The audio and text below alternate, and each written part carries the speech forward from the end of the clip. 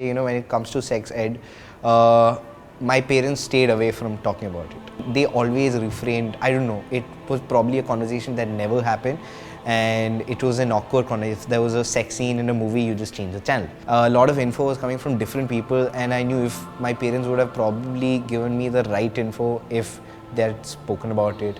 And pornography was a thing. In being in a boys' school, it was a thing, and everyone was into it.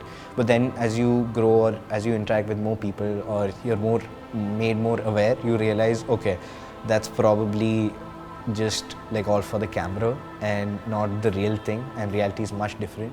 The common thing boys used to do was like judge a girl on their body, how they look. I was in 8th grade and the song Nimuda Nimuda would be sung for me because I had small breasts, because my breasts are the size of nimbus. If their body is proper, if they have big breasts, they have normal ass, they are the prettiest in the world. Arjun, who's my brother, said, Canada जाके बहुत गोरा हो गया है ना, इसकी शादी हो जाएगी, easily, which is an impact because I'm still not comfortable with my body. So there was this thinking in boys, and I did not have any idea why are they judging and why are they talking in such a language.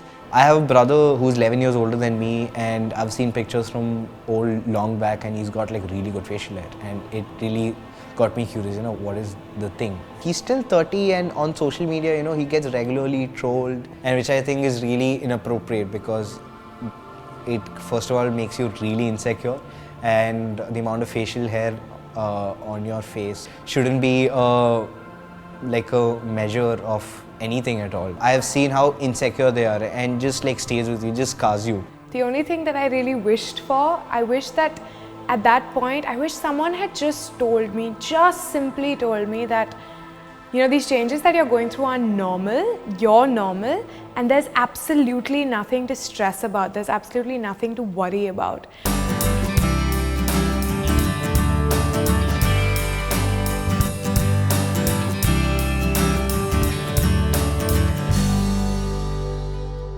I realized that nobody is really trying to come up with a systemic solution to gender inequality. Most people are looking at the symptoms of the issues, and so they're looking at punishments for rapists or safety applications. But nobody's actually saying, why does this problem exist? And how can we make it so that it doesn't exist for another 1,000 years? Aisha does exactly that. It's creating a community and a dialogue about sexuality and health.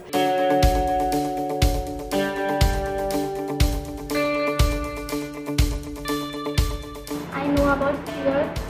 Don't touch any boys, don't go to temples. If you go, there are bad things, old people say bad things about us, like that. Sit in one place, don't talk very much. Don't go outside and don't play with someone.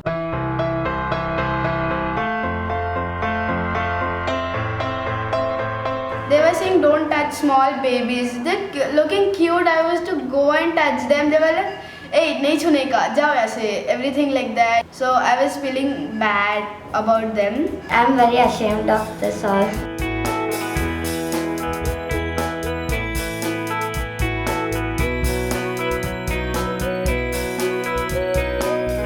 We have a fun digitized curriculum to change students' attitudes and behaviors right at puberty. We bring that expertise of the global educational pedagogy, but we bring it in a way that makes sense in India. We customize it to the social constraints that teenagers feel in India. What we are trying to do through our courses and our workshops is we're trying to build this bridge between parents and adolescents so that they learn to communicate. We make it really fun for the kids, and so our entire course is really interactive. We have games, discussions, videos, activities. So, the uterus begins to release it through the vagina. It's a 3-step process. We start with the first step, which is knowledge. The second is attitudes. And our last step is change-making behavior. So we don't want just a passive audience. We want these people to be able to go out and create a change, create that social movement that in a couple of generations make sexuality not a taboo.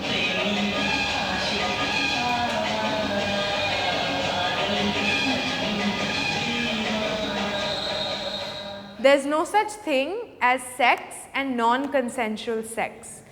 It's sex and rape. Kids are going to be consuming information from all these different sources. They're inundated with information every day.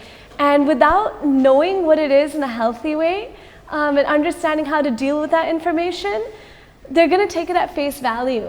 And face value means the information is misogynistic, it's often twisted or perverted, and that's the only way in which they're going to understand sexuality. The only way to break that is to give them the right information in a positive way at the right age. As a mom, okay, I play a friend, and there's a very distinct line where when I don't understand when I'm supposed to be a mom or a friend. Okay, it goes beyond that.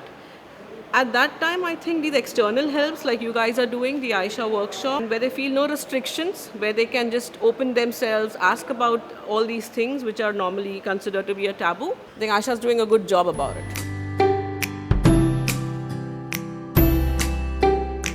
The session created an aura of openness on many taboo subjects and channelized each subject so fruitfully that values such as empathy, understanding and respect for self and the other sex as well will be developed with this kind of education. Age-appropriate sex education is the need of the hour for the children. It would definitely guide the children to make the right choices at the right time. At the beginning, a lot of the students were really resistant to getting the information. And at the end, a couple of the boys came up to me and they said, Didi, I used to think that it was right to force a girl to say yes.